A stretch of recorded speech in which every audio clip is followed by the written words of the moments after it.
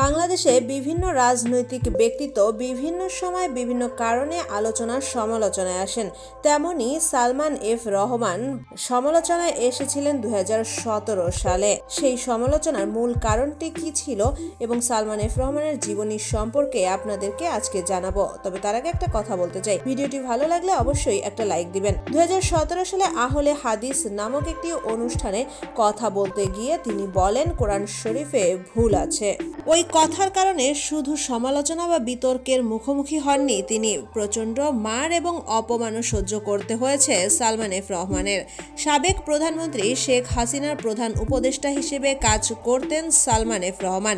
ভালো কাজের পাশাপাশি তার খারাপ কাজেরও কোনো শেষ ছিল না। বিভিন্ন ধরনের অনৈতিক কাজের সাথে যুক্ত ছিলেন সালমান এফ রহমান। সেই সাথে বিলাসবহুল জীবনযাপন করতেন, দামি বাড়ি দামি গাড়িতে চড়তেন তিনি সব সময়। বন্ধুরা, ভিডিওটি ভালো লাগলে আমাদের চ্যানেলটি সাবস্ক্রাইব করবেন।